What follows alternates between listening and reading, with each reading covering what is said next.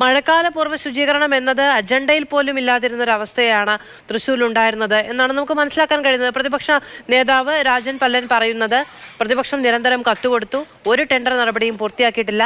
കാനകളും ഓടകളും നിറഞ്ഞു കിടക്കുകയാണെങ്കിൽ സ്വാഭാവികമായും മഴവെള്ളം ഒലിച്ച് വീടുകളിലേക്കും ആശുപത്രികളിലേക്കും ഒക്കെ കയറും. അത് തന്നെ നമ്മളിപ്പോൾ അനുഭവിക്കുകയും കാണുകയും ചെയ്യുന്നു.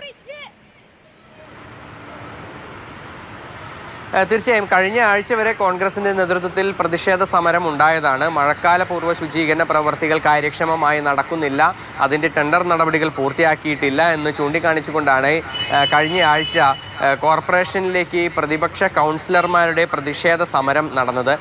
അതുപോലെ തന്നെ ഭയന്നതുപോലെ തന്നെ കാര്യങ്ങൾ നടന്നു. കാരണം ഇന്നലെ ശക്തമായ മഴ പെയ്ത സമയത്ത് നഗരത്തിൻ്റെ പലയിടങ്ങളിലും വെള്ളം ഉയർന്നു.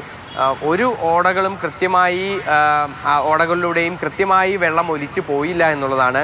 ഭൂരിഭാഗം ഓടകളും ഈ മണ്ണ് നിറഞ്ഞു കിടക്കുന്ന അവസ്ഥയാണ്. അതുകൊണ്ട് വെള്ളം ഒഴുകിപ്പോകാൻ കഴിയാത്തൊരു സ്ഥിതി ആ ഓടകളിലെല്ലാം തന്നെ ഉണ്ട്. തോടുകളിലും സമാനമായ സ്ഥിതിയാണ്. ഒരിടത്തും കൃത്യമായ ഒരു നടപടികൾ ആരംഭിച്ചില്ല.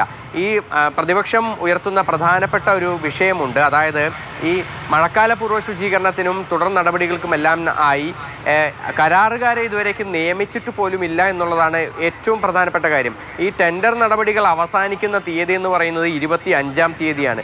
25-ാം തീയതി ടെൻഡർ നടപടികൾ അവസാനിച്ച് കരാറുകാരനെ കരാർ ഏൽപ്പിച്ച് കഴിയുമ്പോഴേക്കും മഴക്കാലം ശക്തി പ്രാപിക്കുന്ന ഒരു സ്ഥിതിയാണ് നിലവിൽ തൃശ്ശൂരിലുള്ളത്. അത്തരത്തിലൊരു ദീർഘവീക്ഷണം ഇല്ലാത്ത തരത്തിലുള്ള പ്രവർത്തികളാണ് തൃശ്ശൂർ കോർപ്പറേഷനിൽ നടന്നതെന്നാണ് പ്രതിപക്ഷം ആരോപിക്കുന്നത്.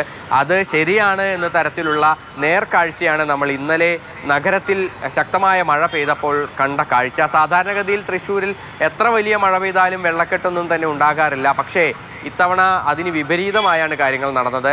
ശക്തമായ മഴ പെയ്തപ്പോൾ കടകൾക്കുള്ളിലേക്കും വീടുകളിലേക്കും ആശുപത്രികളിലേക്ക് വരെ വെള്ളം കയറുന്ന ഒരു അവസ്ഥയാണ് നിലവിലുണ്ടായിരുന്നത്. അശ്വിനി ആശുപത്രിയിൽ 3 കോടി രൂപയുടെ നാശനഷ്ടം ഉണ്ടായെന്നാണ് ഇപ്പോഴത്തെ ഒരു വിലയിരുത്തൽ.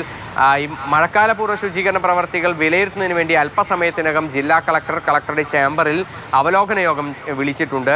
പക്ഷേ ആ യോഗമെല്ലാം തന്നെ വിളിക്കുന്ന സമയത്ത് മേയർ തൃശ്ശൂരിൽ ഇല്ല എന്നുള്ളതാണ് പ്രതിപക്ഷം ഉയർത്തുന്ന മറ്റൊരു പ്രധാനപ്പെട്ട കാര്യം. മേയർ തിരുവനന്തപുരത്താണ്. ഇത്രയും വലിയ പ്രശ്നം ഉണ്ടായിട്ട് പോലും തൃശ്ശൂരേക്ക് മടങ്ങി ഇവിടുത്തെ കാര്യങ്ങൾ നേതൃത്വം നൽകുന്നതിന് വേണ്ടി മേയർ എത്തുന്നില്ല എന്നുള്ളതാണ് ഏറ്റവും പ്രധാനപ്പെട്ട ഒരു കാര്യം.